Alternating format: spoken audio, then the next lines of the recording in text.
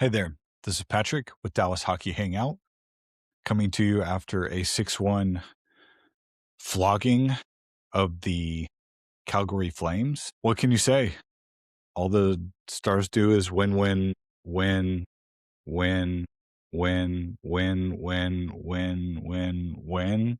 Count it back and tell me how many I said.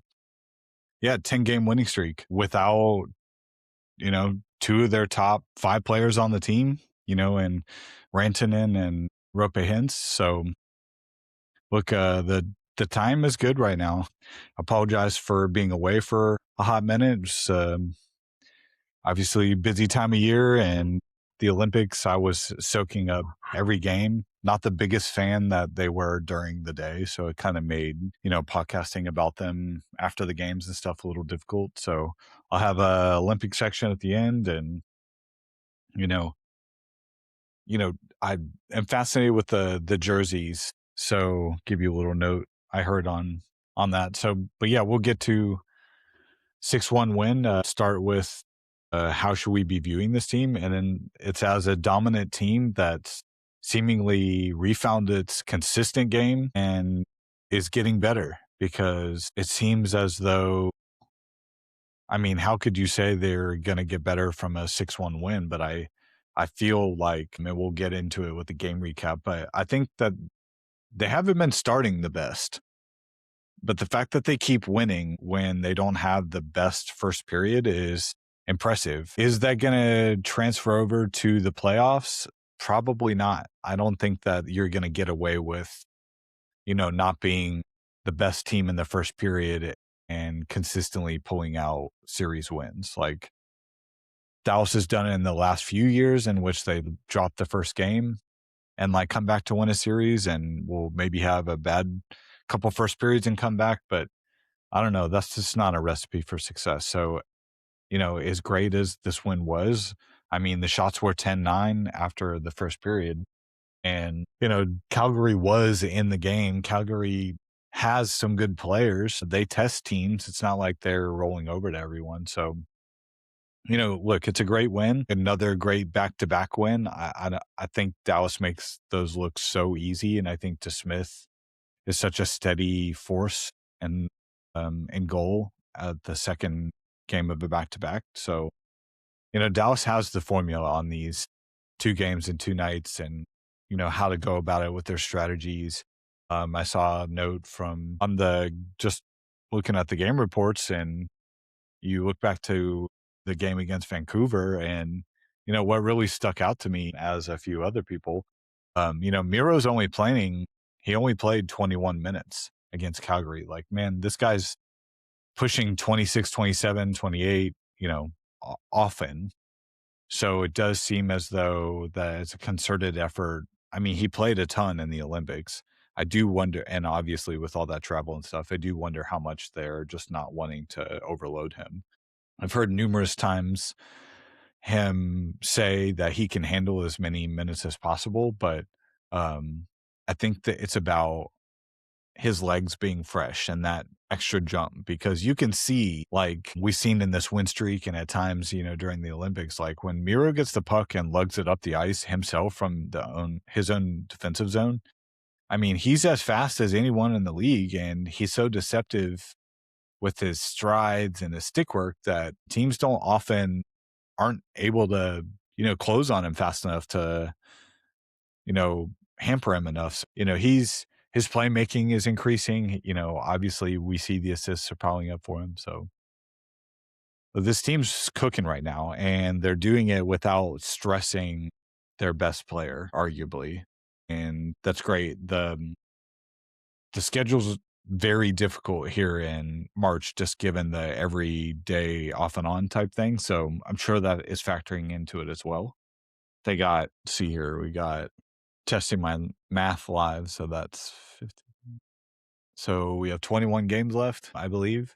So yeah, there's a lot of games in a short period of time. So I think any way you can come away with a 6-1 win, and in which you're rolling 4 lines, and even the fourth line, guys like Bastion are getting 11 minutes, and Ernie's getting almost 13. Like, that's what you love to see. So yeah, I'm just going to run down the goals, and because we do have a fair amount to go over in today. So, obviously, it seems like Dallas is making a better effort to shoot the puck, look for deflections, and not look for the perfect play sometimes. The steal goal, the deflection, it's not pretty. Well, it is because it's a good deflection, but there's a moderate amount of luck involved in that. And, the way the play started, I wasn't worried it was going to be offside. So, the fact that Calgary scored so quickly after that was 18 seconds, no, a minute and 18 seconds later. Is that right? Yeah. And that took the wind out of the, like, hey, they opened the score. But also I had the feeling of, geez, I wasn't even sure that it was onside. So the fact that it was 1-1 after Frost scores a minute later, it kind of felt like, all right, it was kind of how it should be anyways. That was just my perception of it. But yeah, a weird defensive coverage on that Frost goal. Like, Coleman's able to just waft into the zone and has no one stopping the puck. It's very much like stop the ball in basketball. Like, you're just going to let him drive all the way to the rim. You're just going to let him skate all the way into the circle. And by the time Dallas adjusted, the passing lane opened up for an aerial pass to Frost. And, like, what are you going to do? Like, incredible tip out of midair by Frost. So, it's 1-1, and Calgary's looking good. They were forcing DeSmith to make some tough saves. Like, I don't want to forget about it, but like DeSmith, 20 saves on 21 shots, save percentage of 952. Like, he always is finding a way to step up in these back-to-back games. And, he hung Dallas in while Calgary had its game together. And then when Dallas figured its offense and defense out, he wasn't as taxed. So, Dallas, was able to get the 2-1 lead off a, nice 1-T from Ben, which he seems to be working into his arsenal lately. Great boards work from Steele and Duchesne, and just one of many great saucer passes from Duchesne on the night. And he gets that great backhand sauce right to Jamie, and it's off his stick just as quickly as it was onto his stick. And man, I'm in favor of anytime we can get Ben shooting the puck. I just feel like he's a better player. Ben, I think, would, if you were to ask him, he'd tell you that he would be a playmaker, just generally speaking. But I feel like when Ben has that shoot first attitude going, I think also just with Steele and Duchesne being natural playmakers and with guys with some speed and puck handling skills, like, I think Ben's been like naturally forced to shoot the puck some of these times. So that line is cooking right now. Spoilers for 3 stars. Those are the 3 stars. Could have picked a lot of guys in in the game. So, and back to my point about the, shots from the point, Dallas, opens the scoring pretty early on. And the second with the like floating shot from Robo, and like, that was more of a pass, really. He's shooting it, but like, there's not really a ton he can do with the defender coming down on him and him being at the blue line. And it's either dumping in or, hey, I see a guy at the net. Why don't I give him a chance to put a tip on it? And, it goes off Bork's hips and, um, in. So, like, shoot the puck is the message, but also I think, someone noted it on the commentary or whatever, but just how smart it was of Robo to just put it on net, like, give your guy a chance. Otherwise, it's just potentially a turnover or a dump into the zone. And we're, Stars are having to do 3 50-50 battles just to get it back and potentially into another scoring chance. So, but then, Steele, man, that had to have been the goal of the night. I was laughing watching it on the couch just because it's insanity. He wasn't able to pull the move off earlier in the season, and then obviously with the concussion with Duchesne, but like, man, the way he pulls off, I can't remember who the defenseman was, but that spinorama, his footwork is just so incredible. He spins off and like all of a sudden the passing lanes are open again, and boom, there goes an incredibly accurate saucer pass that lands right on the ice, right as Steele is shooting the puck. So there's a really good angle on the replay of that saucer pass landing just perfectly for Steele to put on net. Um, I believe that, no, I should have written it down. I think that's what sent Wolf from the game, and then Cooley comes in, and then I believe, I could be wrong, but, you know, it comes in, and then no, I think it was after the Bork goal, early in the second, I believe, and then the Stars got the last 3 on. No, I have it right in front of me. My mistake. So I had it right the first time. As soon as that Duchesne goal pass to steal goal, man, they pull Wolf, and then Cooley comes in and gets the same sort of treatment. A couple of minutes later, Bastian. I mean, look, another point shot. But what I liked about this one was there was some confusion happening in the blue line. And I just like that Niels finally got it into a space and had the same sort of thought, like, hey, I could turn it over. There's a rush going the other way. I could put it into the corner and it potentially be a turnover. Or guess what? Maybe I'll just lace one up, and he puts it on net, and Bastian's able to get the tip. So that's 5-1. And then look, like one more good assist from Duchesne. The Calgary PK was all stretched out, and Duchesne's able to find a cutting Johnston, who's just playing with Cooley at that point. He just makes the move to his backhand, and the net's wide open. I mean, if Wyatt was any different of a guy, I'd say that would be like a nasty goal, and just like a kind of a big, there's a little showmanship to it. But I do genuinely think that he's just so low key. It's just, he scores and he's on to the next goal, on to the next record. Yet another power play goal. Feels like you should probably cover Wyatt Johnson on the power play. That's just me. The guy's got unreal hands in tight, even when he's not in the bumper or right in front of the net position. Like, he's still a playmaker from the goal line. And I do think we're going to see more interchangeable power play looks as the rest of the season continues and into the playoffs, because I mean, I've been saying it all year, but like, why do teams not cover Wyatt Johnson in the slot? Obviously, the Stars have a wealth of talent, but it feels like, given his propensity to score on the power play this year, I'd cover him, put some bodies on him. We'll see. I bet, look, I bet teams are going to try and get physical with him in the playoffs. I do feel like he is playing with an edge this year. I like that. And I do, foreboding to our playoff or our trade deadline talk, like, I do think the teams in the Central are loading up on size. So yeah, we'll talk about that. But yeah, Dallas went 6-1, 3 stars. I got to give it to Duchesne. Those are some incredible passes. Steele with the 2 goals and an assist. And yeah, we're gonna fill it out with Ben, who had a goal and an assist. Could have chosen Robertson, could have chosen Johnston, but yeah, that line's looking good. And to kind of transition to the trade talks, today the Stars trade for Tyler Myers from Vancouver, and this guy's 6'8". I mean, I knew he was tall. I always knew Myers was tall, but just like confirming the size, like, that feels like a misprint. Like, that's Chara level big. I'm elated about this, that like, now that I've had time to sink in on about it. The book on him is that, he's moderately turnover prone, which a guy of that size is probably not going to be able to skate pucks out of the zone very often. That makes sense. But, Dallas has other guys for that.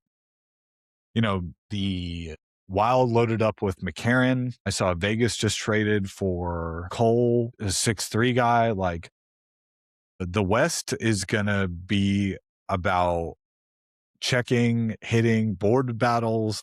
As much of it's going to be about defense or offense. Like, it's going to be about who's going to be bigger and winning the battles. And, as great as Lyubushkin has played at times, his size is a hindrance at times. And same with Niels. Like, I was just noting, like, really smart IQ play by Niels to get the puck on net, and his offense is there. I believe in Niels when he has the puck, that he's going to do the right thing, but he's undersized. And, I think Dallas is going to be strongly evaluating between Lyubushkin and, even to that extent, Petrovic. Could see them bringing him up again. Yeah, just like, they clearly believe they need the size. This time Dallas went out and traded for someone with size. They got CC last year. Obviously that didn't help very well. He was a traffic cone. I'm sorry to say that. I also just love that hockey phrase, traffic cones. It's funny.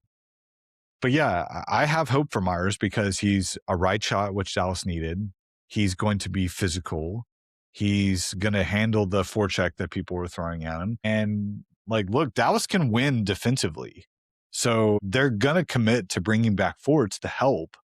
That's in Dallas's DNA. They're not going to ask Myers to like pull a Miro and skate from defense to offense and, do coast to coast like butter on toast. Like, he's going to be there to be a stay-at-home defenseman who's going to knock people out in front of the net, win board battles. That's precisely what Dallas has needed for a while now, frankly, going back to last year. So I'm pretty pumped they got him for what I thought was a relatively low cost. I believe the note was a second and fourth round pick. I mean, it's not a first, and Dallas doesn't have very many firsts, if any, this draft to bargain with, but I know that they're limited. So Dallas is doing what it can to make a splash. I already if this is the only thing they do at the trade deadline, I would be fine with that because at least what I've seen reports is that Dallas wants to just do rentals, that they don't want to take on any, long-term contract. I believe Vancouver's paying part of Myers' contract to help with the salary cap issue. So, that's interesting that a team would come out and say that I'm not sure that I would advertise my strategy like that, but whatever. We're not even sure if that's Jim Neal's probably not doing that, but people are probably just putting the pieces together that Dallas doesn't have a ton of cap space. And look, I mean, I can't believe I made it this long, but would you, the audience, trade Jason Robinson? Psych. It's Jason Robertson. I know it. We all know it. Jason Robertson for Brady Tkachuk. I got to say, I'm not here to throw out hot takes. I'm not a hot take guy. I won't ever be that way. I did meet Brady at the draft when the Stars held it here. He was a very nice gentleman and was so excited to be drafted. And we got a chance to speak with his dad, Keith Tkachuk, that draft as well. I mean, look, I know that Keith would love him in Dallas. There's the whole drama of him playing for a Canadian team, and I don't think that's as much of a him being on the trade block as it is of Ottawa's just not a very good franchise. Doesn't seem to know what to do when it gets a good player. I love Brady as a player. He's big, he's physical, he can score, he's got good hockey IQ. Although I would be remiss if I didn't mention that play of him in overtime on McDavid. Please do yourself a favor and look that up. But him, look, we're all Brady Tkachuk in that moment because it's let's start calling him the great one. That's really, really, we shouldn't. I'm not that young. Wayne Gretzky will always be the great one in this household.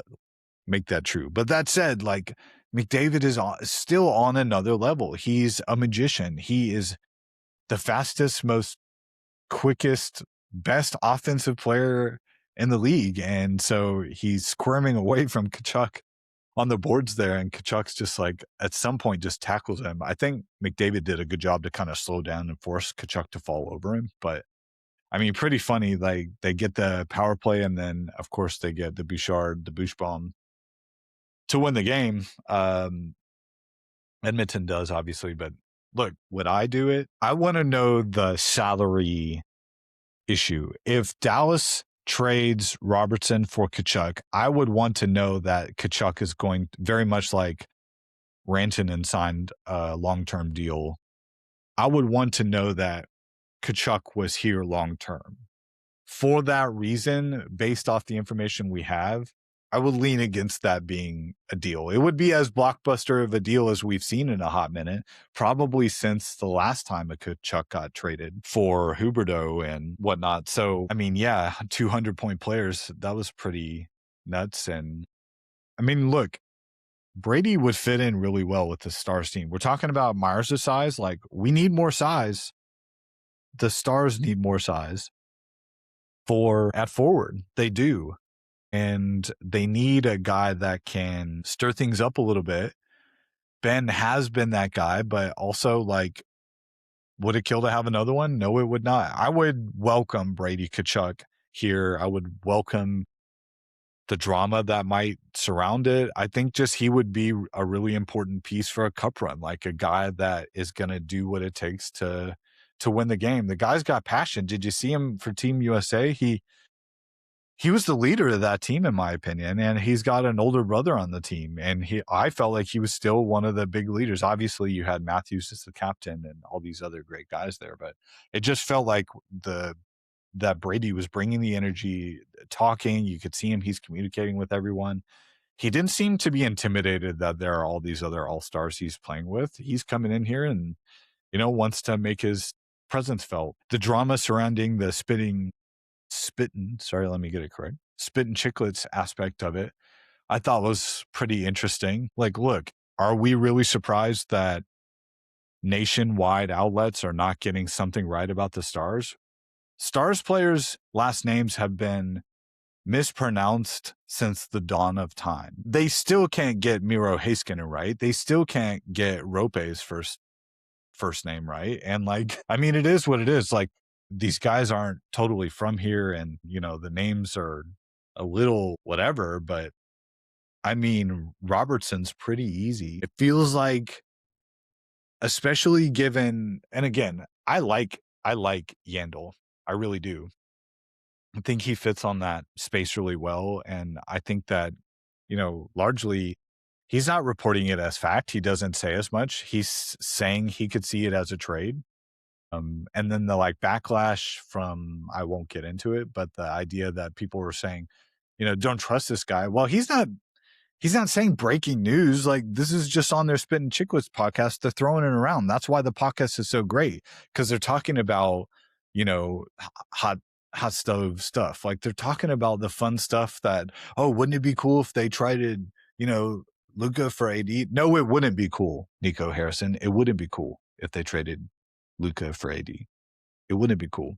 But that said, those conversations are exciting from the outside in. We shouldn't be surprised that the Stars are not being, that everyone doesn't know their names around the league. Like, this is since the dawn of time that's been the case. So, and then to see the social media stuff after has been pretty funny. But that said, look, I don't want to get into a habit of doing this, but it's, you only get one trade deadline. Am I right? Do I think Brady Tkachuk would help this team? Absolutely. Are there other factors that contribute to all this stuff? Absolutely. Do I like Jason Robertson on this team? Like, come on. Like, the guy he's leading the team in points, I believe. Like, if not, it's, he's approaching. I think part of that is just because of Rantanen is out. But I mean, let me get some updated notes on that. He is leading the team in points with 72 now. Rantanen's got 69. So if you're asking me, do I want to trade away the Stars' top point producing player, the top goal scorer? Currently he's got one up on Wyatt. No, the answer is no. I think Dallas has a good thing right now. I think that if they make well, first off, I can't believe I made it this far, but I think this is really cool, especially as a native Texan. But, Tyler Myers is from Houston and will become the first player from Texas to play for the Stars. Like, what? How have we made it that long? But it just shows where we're at and how hard it is to develop talent across the country. But I would love to see the Stars get Coleman and just really complete the pseudo infinity gauntlet and just collect Texas players to fill in. So it would be just Texas and Finland, and we just go to war with them. That would be really cool. So, yeah, I do think Dallas needs to add some scoring punch, and I do think Coleman would be great on this team. As much as I'm not totally a fan of Nazem Kadri's antics, I think he would fit really well on this team. I think that he's got some scoring touch. I think he would really fit in well with this team. Either player, really. They're different players, but I think either player would fit in. I was just laughing at the jokes of the idea that maybe they'll just send Coleman home with the Stars, just given how all that works. But yeah, pretty interesting. I'm sure maybe we'll do another, pod maybe Friday about the trade deadline. If Dallas does anything big, maybe we'll do a short one. But yeah, it'd be pretty interesting to see where the other big players go and who's willing to mortgage the future for now. Tim Neal has always been pretty good about that, so we'll see. And then just a quick hitter on the Olympics. It was awesome. I know I was talking about it big time in some of my pods leading up to it, and yeah, I had more designs for doing maybe some reactions to them, but I was just too locked in, and there are just too many games. So what can you say? It's USA, always. I will say, me personally, I've been watching the Olympics since I was young, and the World Cups of hockey, and watching Madonna and those, and the TJ Sochi of it all, watching Ben get the only goal against USA. So all of that, like, man, to see USA do it, man, I gotta say, I was pretty emotional. It was big.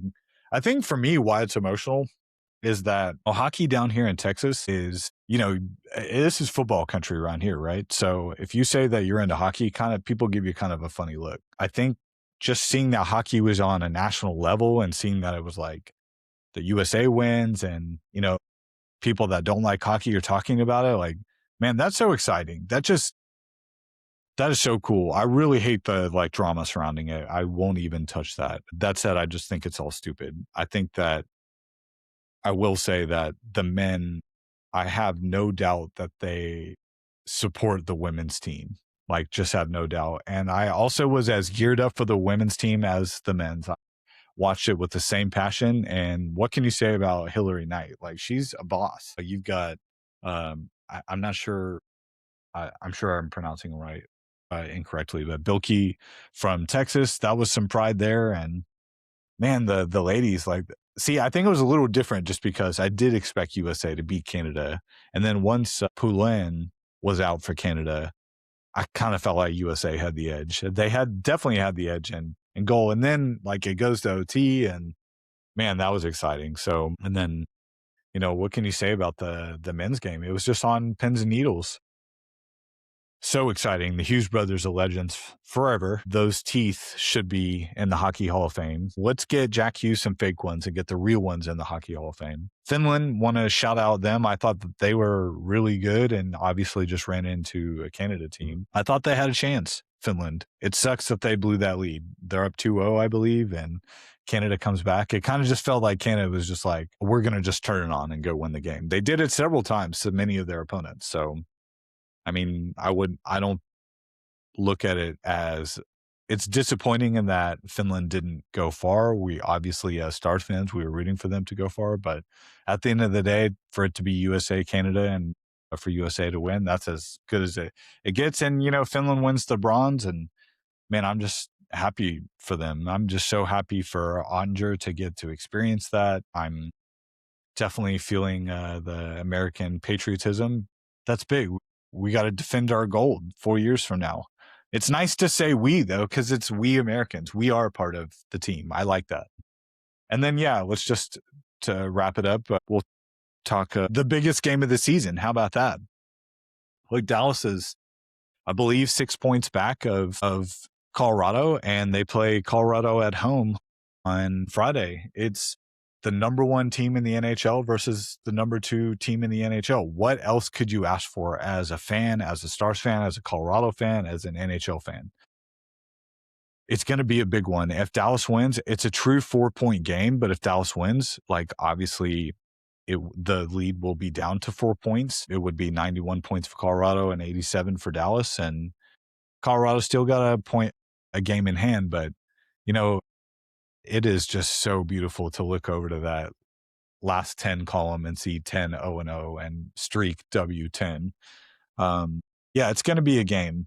I will say, watching how Colorado has been playing lately, they're still a dominant team. Don't forget that. They get down, they'll come back and win a game, like, no problem. Very much like Dallas does. But that said, I don't think they're as tight as Dallas defensively. Obviously, we know what they have offensively. We know they've got speed. Natchez is great. I believe Lehkonen is playing well. We know what Landon Scott can do. We know what, McKinnon is just number 2 in the league, slightly behind McDavid of best player on the planet. So Dallas always seems to have an answer for him in the playoffs. But that said, I don't think Dallas, I mean, you, the listener, would you want to play Minnesota in the first round? I don't think so. So I do think that Dallas sees that there's opportunity to still get that one spot and to, play a lesser team. I think that Dallas should be going hard for that, because I think whoever comes out of that Dallas Minnesota series, if that is indeed the first playoff series, is going to be pretty battered and bruised. And while, yeah, they might get through the next series, but the one after that, that's how I felt about Dallas last year. Thank you for sticking with me, audience. Yeah. Colorado in the first round, then Winnipeg, then Edmonton. And I felt like, boy, you open with Colorado and then you got to get through Winnipeg, the team who had been, number one all year. It just felt like Dallas was worn down after that. They won the first game of the series against Edmonton and then lost 4 straight, like pretty decidedly too, like 3-0, 6-1, 4-1, 6-3. So I do wonder, I do think that's the message Gullison is preaching. Hey, 1% more physicality, because I think he knows that Edmonton leaned on Dallas and they looked like they ran out of gas last year. So yeah, it's going to be a game. I can't wait. Be really curious to see.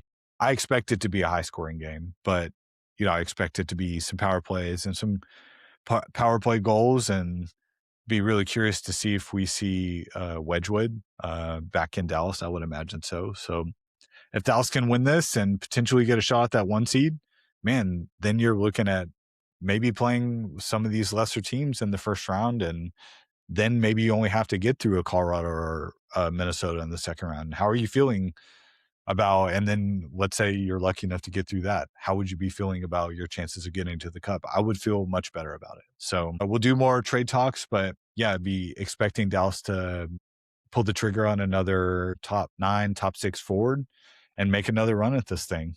So we'll catch you next time, definitely after the big Avs game. So Dallas wins 6-1 over Calgary. At Patrick Hayslip on Twitter, DallasHockeyHangout@gmail.com. Let me know if you have any questions, want to talk about anything in particular. If you think the Stars should trade for Brady Tkachuk, let me know. Catch you guys next time. Have a good day.